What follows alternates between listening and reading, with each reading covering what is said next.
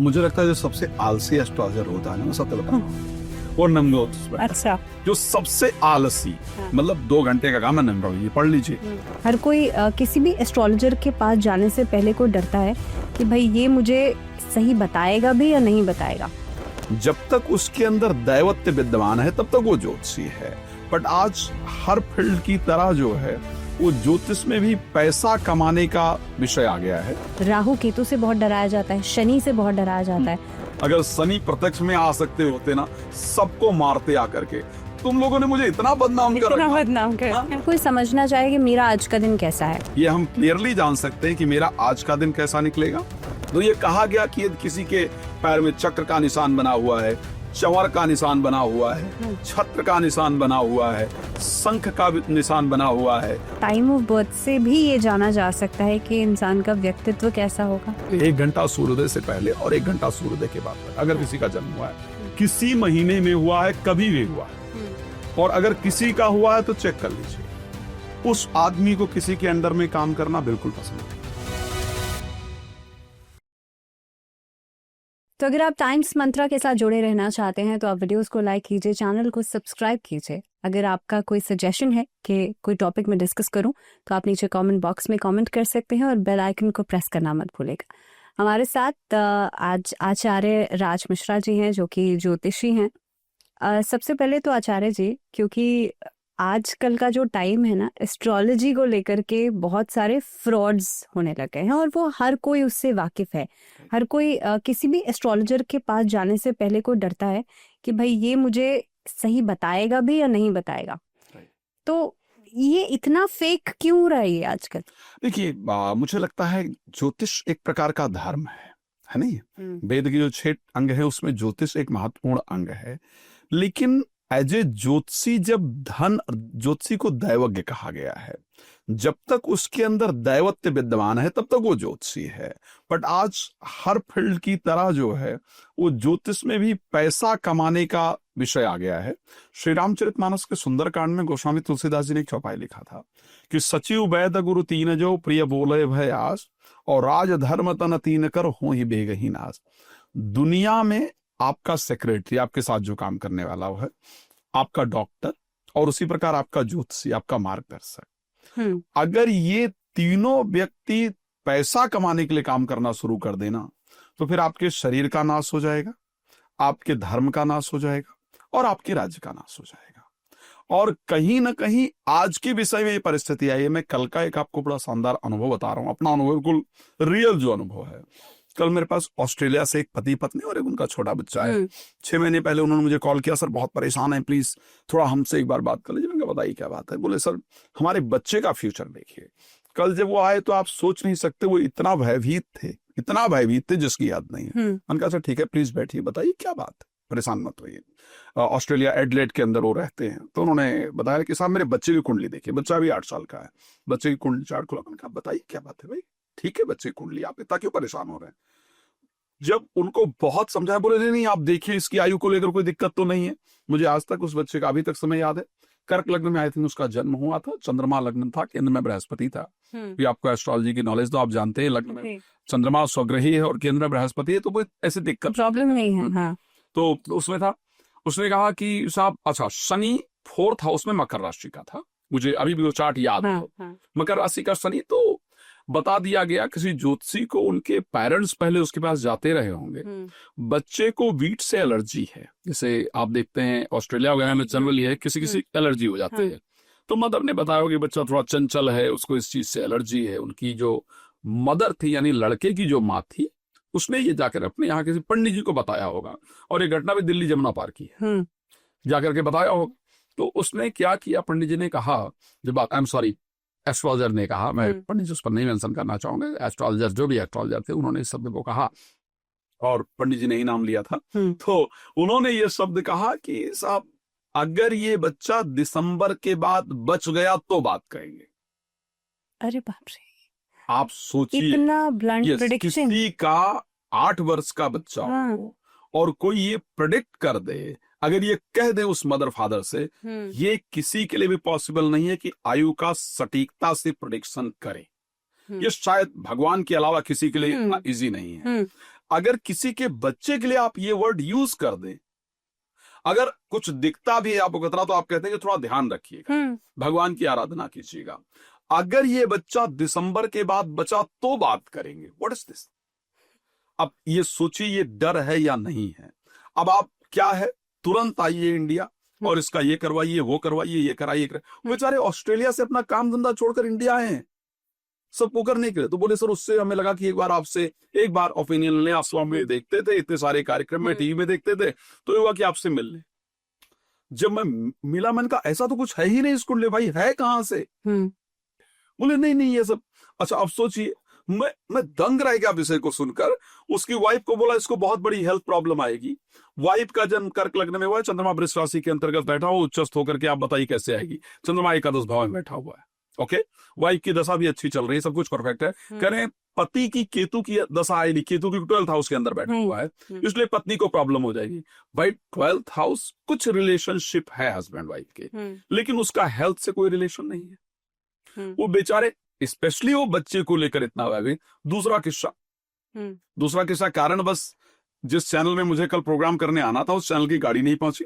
कोई मेरे पास कुंडली दिखाने आई थी, माँ और बेटी। तो मैंने कहा कि मुझे पहुंचना है, मैं इतना टाइम आपको दे नहीं पाऊंगा, मैं गाड़ी में ही आपके साथ चलता हूँ, मुझे चैनल ड्रॉप कर देना और मैं रास्ते में कुंडली देख लूंगा। ओके, उसकी माँ बेचारी, जो लड़की गाड़ी चला रही थी, मैं जिसके साथ आ रहा था, उसकी माँ जाती है कहीं झाड़ा लगवाने के लिए। अच्छा, स्वास्थ्य खराब रहता था, झाड़ा लगवाने जाती है। आपकी तो मृत्यु आने वाली है। आपका डेट ऑफ बर्थ, वो झाड़ा लगवाने गई थी, मेरे पास रेगुलर आती, कारण वह चली गई कि चलो एक बार डेट ऑफ बर्थ, आपकी तो मृत्यु आने वाली है, आपका तो काल योग चल रहा है, आपका तो मार्केट चल रहा है। वो है भी तो बेचारी भागी भागी मेरे पास आई। तो अगर ये कंडीशन ज्योतिष में चलेगा, आज मोस्टली ज्योतिष में ये हो रहा है। आज ज्योतिष समाज के कल्याण के लिए नहीं हो रहा है। ज्योतिष के लिए जब ऋषि पाराशर ने लिखना शुरू किया, तो उन्होंने कहा कि भूतम च भविष्यम च वर्तमानम तथैव च सर्वप्रदर्शकम शास्त्रम सिद्धि मोक्ष प्रदायकम। इस शास्त्र को मोक्ष की प्राप्ति के लिए प्रयोग किया जाए, ये बाकायदा ऋषि पाराशर का वर्णन है। अब उस विषय पर अगर आदमी पैसा कमाने पर आ जाएगा, तो आखिर क्या परिस्थितियां होंगी? यहीं से शुरू होती है एक फ्रॉड इंडस्ट्री, जो कि आज के टाइम में फैल रही है, और इसका जवाबदेही किसको करनी है ये समझ में नहीं आ रहा है। ऐसे में आपने एक 2-3 शब्दों का इस्तेमाल किया, काल सर्प योग, और ऐसे कई सारे और शब्द हैं। अगर आप अंगारक योग कह लीजिए, गुरु चांडाल योग कह लीजिए, ऐसे बड़े बड़े नाम लगते हैं सुनने में कि शायद अगर ऐसा लगता है कि इसके बाद तो जीवन खत्म ही है। राहु केतु से बहुत डराया जाता है, शनि से बहुत डराया जाता है। क्या है ये? क्या वाकई में अगर किसी की कुंडली में गुरु चांडाल दोष है, या शनि की 7.5 आ गई, या अगर किसी की कुंडली में अंगारक योग है, तो क्या उसकी लाइफ में कुछ बचेगा नहीं? आपको भावना जी, आपने देखा होगा बहुत सारे चार्ट में कैसे चांडाल, आप राहु को चांडाल कह सकते हैं, कैसे आप राहु को चांडाल से कनेक्ट कर सकते हैं? यस, राहु के पास अगर ऊर्जा की बात की जाए तो उस प्रकार की ऊर्जा है जो बृहस्पति के साथ कनेक्ट होने पर, लेकिन डिपेंड करता है कि बृहस्पति की परिस्थिति क्या है। सबसे पहले तो अगर आप अवतार कथन में जाएंगे ऋषि पाराशर के, कोई भी जो एस्ट्रोलॉजर वो इसको देख सकता है, और मैं चैलेंज करता हूं बाकायदा इस बात को।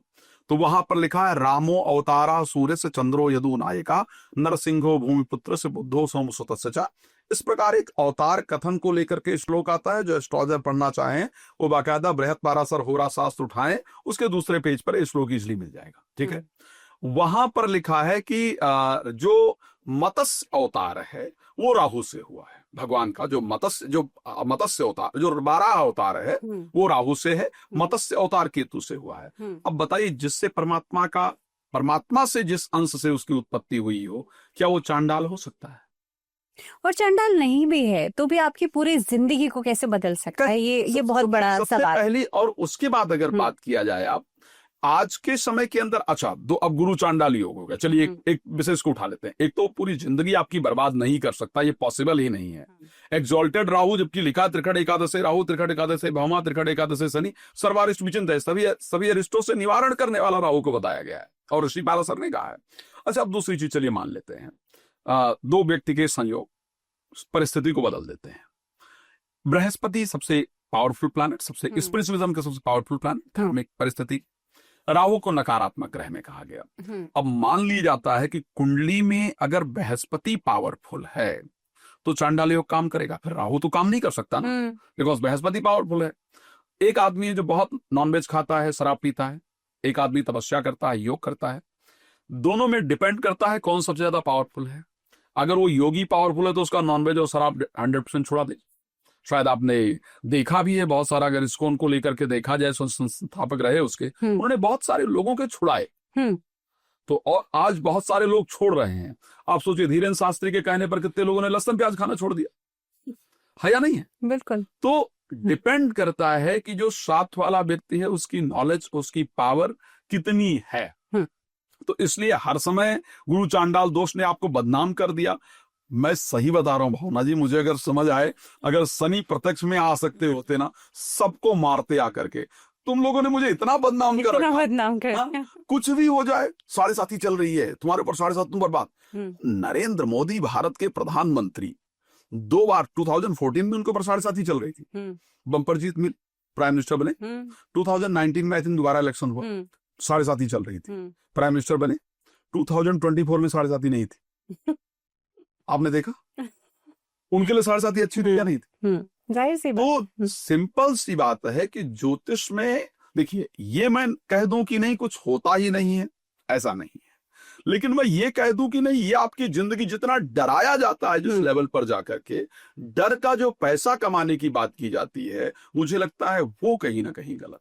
आचार्य जी, क्योंकि ये बिल्कुल आपने सही बात कही, क्योंकि ये ना जो एक लाइन है वो कौन खींचेगा? भाई अंधविश्वास और जो सही है उसके बीच की लाइन कौन खींचेगा?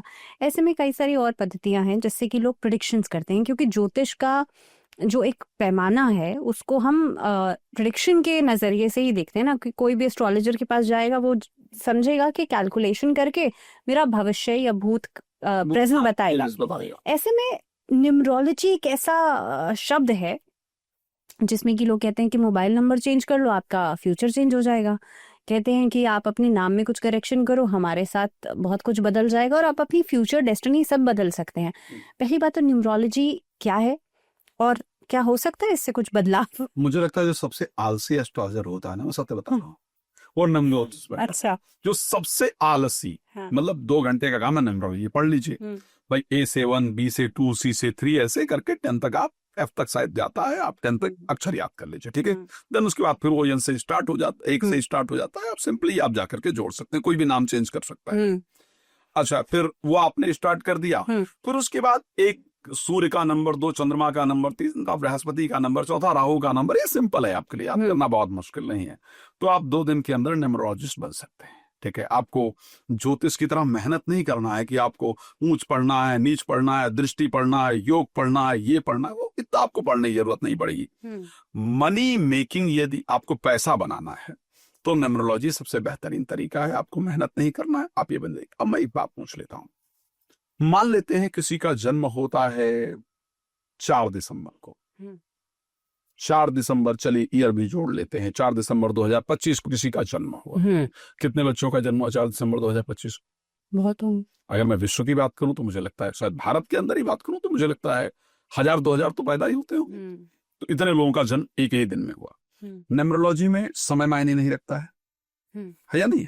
न्यूमरोलॉजी में सिर्फ डेट मायने रखता है। क्या सभी लोगों का फ्यूचर एक जैसा होगा? बिल्कुल नहीं। इस पर तो रिसर्च की जा चुकी है, 2 ट्विन्स का फ्यूचर एक जैसा पॉसिबल नहीं है। अच्छा, लेकिन ज्योतिष में है इसका आपको। ज्योतिष में इसलिए है कि जब आप जन्म कुंडली बनाते हैं, जन्म कुंडली में सट्यांश एक चार्ट होता है, D60 चार्ट, जो प्रति 10 सेकंड के अंदर चेंज हो जाता है। प्रति सेकंड भी चेंज होने का उसका है। D9 चार्ट आप थोड़ा सा चेंज कर दीजिए तो चेंज हो जाता है। तो उसके चेंज होने के कारण उसमें ज्योतिष कहती है, वैदिक ज्योतिष कहती है कि आपका फ्यूचर 2 लोग और ट्विंस भी पैदा होंगे, दोनों का फ्यूचर अलग होगा। लेकिन अकॉर्डिंग टू न्यूमरोलॉजी आप चेंज कर सकते हैं।